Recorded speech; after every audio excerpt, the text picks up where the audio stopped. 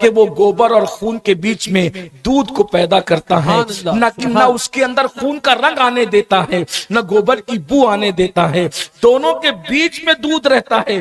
جاؤ جا کر کے سائنسی تحقیق کرنے والوں تحقیق کر لو، اللہ اکبر، تھن کے اندر دودھ ہوتا کہاں ہے؟ اللہ اکبر، گوبر اور خون کے بیچ میں ہوتا ہے، مگر نہ خون کی رنگت آنے دیتا ہے، نہ گوبر کی بدبو آنے دیتا ہے، اسی کو اللہ کہتے ہیں۔ اور پینے والی بات میں آپ کے سامنے تھوڑا سا آگے بڑھتے ہوئے عرض کروں، اللہ تبارک و تعالی وہ ہے جو لوحدہ لا شریک ہے، اس کا کوئی شریک نہیں، اس کا کوئی جسم نہیں، اس کا کوئی جسم نہیں، اس کا کوئی ثانی نہیں، وہ تصور میں نہیں آتا، وہ تخیل میں نہیں آتا، وہ زبان میں نہیں آتا، وہ بیان میں نہیں آتا، وہ خریدا نہیں جا سکتا، وہ بیچا نہیں جا سکتا، اسے کھلایا نہیں جا سکتا، اسے پلایا نہیں جا سکتا، اسے لایا نہیں جا سکتا، اسے لے جایا نہیں جا سکتا، اسے اٹھایا نہیں جا سکتا، اسے ڈبایا نہیں جا سکتا۔ جو اٹھا لیا جائے وہ خدا نہیں ہوتا، جو ڈبا دیا جائے وہ خدا نہیں ہوتا، جو لایا جائے وہ خدا نہیں ہوتا، جو لے جایا جائے وہ خدا نہیں ہوتا، جو خریدا جائے وہ خدا نہیں ہوتا، جو بیچا جائے وہ خدا نہیں ہوتا، جو تصور میں آئے وہ خدا نہیں ہوتا، جو تخیل میں آئے وہ خدا نہیں ہوتا، جو زبان میں آئے وہ خدا نہیں ہوتا، جو بیان میں آئے وہ خدا نہیں ہوتا، جو انسان کی عقل میں آئے وہ خدا نہیں ہوتا۔ خدا وہ ہے جو تصور سے وراء الورا ہے، خدا وہ ہے جو آنے اور جانے سے پاک ہے، خدا وہ ہے جو خود نہیں کھاتا کائنات کو کھلاتا ہے، خدا وہ ہے جو خود نہیں پیتا کائنات کو پلاتا ہے، خدا وہ ہے جس کو دودھ پینے کی حاجت نہیں، بلکہ وہ گوبر اور خون کے بیچ میں دودھ کو پیدا کرتا ہے، نہ اس کے اندر خون کا رنگ آنے دیتا ہے، نہ گوبر کی بو آنے دیتا ہے، دونوں کے بیچ میں دودھ رہتا ہے۔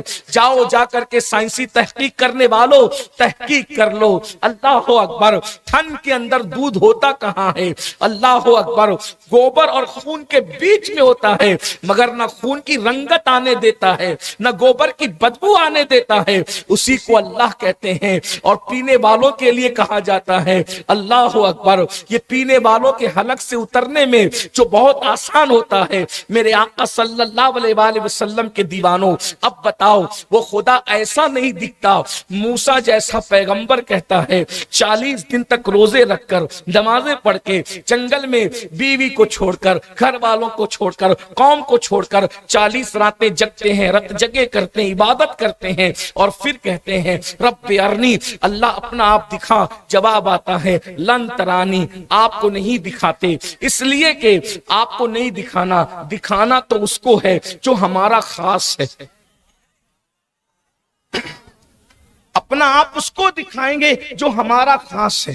پتا چلا اللہ کے بندے سب ہیں لیکن اللہ کا کوئی خاص نہیں، جو سب سے خاص ہے، خاص الخاص ہے، وہ آمنہ کا لال ہے، اور صرف آمنہ کا لال ہے۔ ایک ہستی ہے جو اللہ کا خاص ہے، سب کی رسائی رسول اللہ تک ہے، اور تنہا رسول اللہ کی رسائی خاص معاملے میں اللہ تک ہے۔ وہاں کوئی نہیں پہنچ سکتا، جہاں کوئی نہیں پہنچا وہاں آمنہ کا لال پہنچتا ہے، جہاں جبریل کا تصور نہیں پہنچتا وہاں آمنہ کا لال پہنچتا ہے، جہاں موسیٰ مانگ کر نہیں پہنچے آمنہ کا لال بن مانگے پہنچتا ہے، جہاں موسیٰ جا کر نہیں پہنچے وہاں آمنہ کا لال جگا کر لے جایا جاتا ہے۔ تبارک اللہ شان تیری، تجھی کو زیبا ہے بے نیازی، کہیں تو ہو جوش لن ترانی، کہیں تقاضے وصال کے تھے۔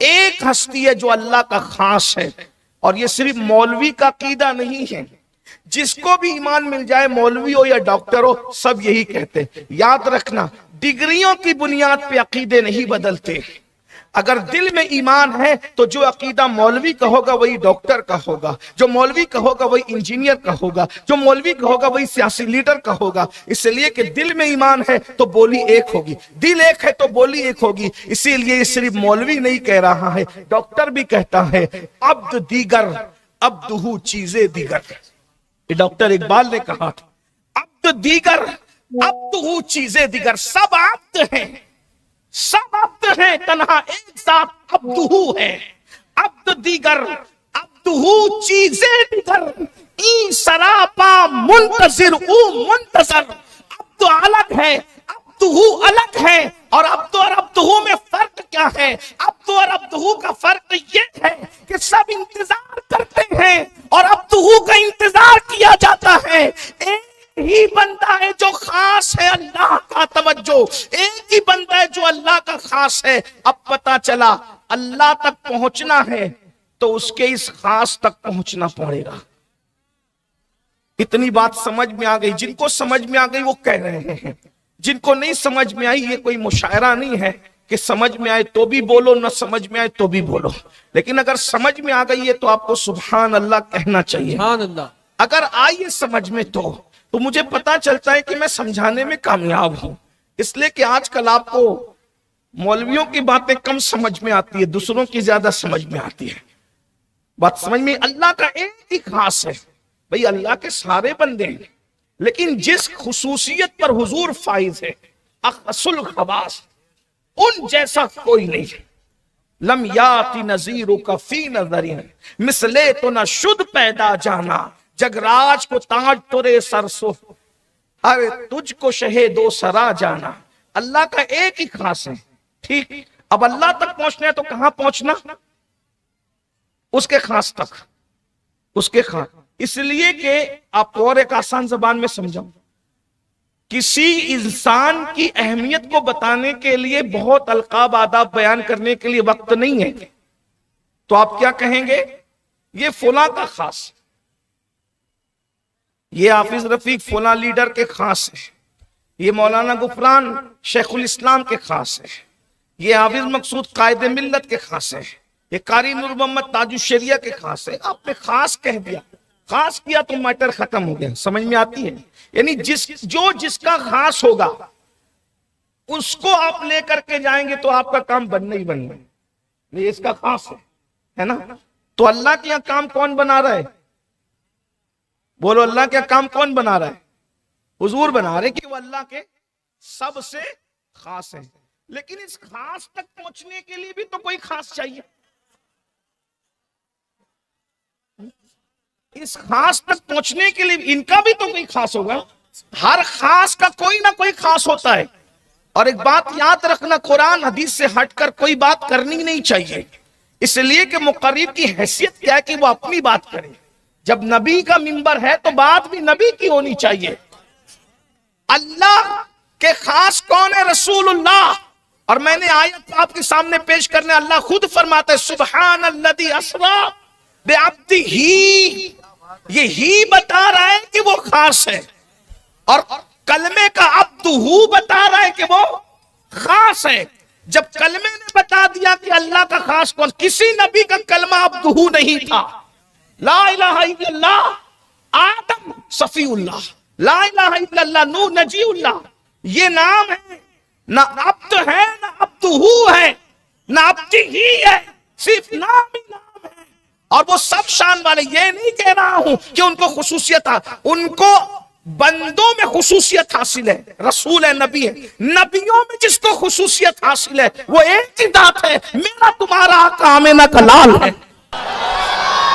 یعنی آدم کو بھی اپنی بگڑی بنانے کے لیے اس خاص سے توجہ لینی پڑتی ہے، ابراہیم کو بھی اپنی بگڑی بنانے کے لیے اس خاص سے توجہ لینی پڑتی ہے، ورنہ آپ اٹھا کر کے در منصور دیکھیں، تفسیر در منصور، جلالین کے مصنفین میں سے ایک مصنف ہے جلال الدین سیوطی، یہ لکھتے ہیں کہ آدم علیہ السلام 200 سال تک دعا کرتے رہے، اللہ نے کوئی جواب نہیں دیا، لیکن جیسے ہی کہا تیرے خاص محمد کا واسطہ، اللہ نے فرمایا قبول ہے، لیکن تجھے یہ پتا کیسے چلا کہ میرا خاص ہے؟ تو کہا جنت کے دروازوں پر تیرے نام کے ساتھ اسی کا نام دیکھا تو سمجھ گیا کہ یہ تیرا خاص ہے۔ حوروں کی پتلیوں پہ، آنکھ کی پتلیوں پہ تیرے نام کے ساتھ اس کا نام دیکھا، سمجھ گیا تیرا خاص ہے۔ پیشانیوں پہ تیرے نام کے ساتھ اس کا نام دیکھا، خاص ہے۔ میں سمجھ گیا عرش پر تیرے نام کے ساتھ اس کا نام دیکھا، خاص ہے۔ فرمایا تو نے اپنے لیے کیوں مانگا؟ اتنے خاص کا نام لیا تھا تو پوری اولاد کے لیے مانگتا، میں قیامت تک تیری ساری اولاد کی مغفرت فرما دیتا۔ کیونکہ جتنا بڑا نام لیا تھا اتنی بڑی بات بھی محبت کرتا میرے آدم. یہ شان ہے حضرت مصطفیٰ جان رحمت صلی اللہ علیہ وسلم.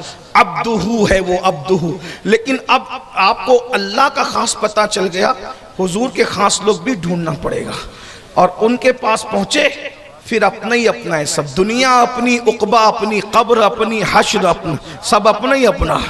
لیکن ڈھونڈنا پڑے گا ان اللہ کے رسول کے خاص کون ہیں، کون خاص ہے.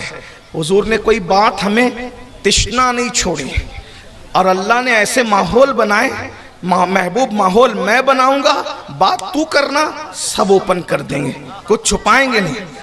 جو چھپایا جاتا ہے وہ مذہب نہیں ہوتا، اور جو مذہب ہوتا ہے وہ چھپایا نہیں جاتا. بات ہمیشہ یاد رکھنا. جو لوگ تقیہ کی بات کرتے، تقیہ کوئی مذہبی نہیں ہوتا، اس لیے کہ وہ چھپی ہوئی چیز ہے. اور جو چھپایا جائے وہ مذہب نہیں ہوتا، اور جو مذہب ہوتا ہے وہ چھپایا نہیں جاتا. اس لیے کہ اگر چھپانا ہوتا تو پہلے ہی سے تو چھپے ہوئے تھے. جب تک چھپے ہوئے تھے مذہب نہیں تھے. جب مذہب بنانا ہوا تو کنت کنزا مخفیا فاحببت عرفا ونفخت فی من روحی. میں تو چھپا ہوا خزانہ تھا، جب میں نے چاہا کہ میں پہچانا جاؤں تو میں نے انسانیت کی جان محمد کو پیدا کر دیا صلی اللہ علیہ وآلہ وسلم. تو بات سمجھ میں آتی ہے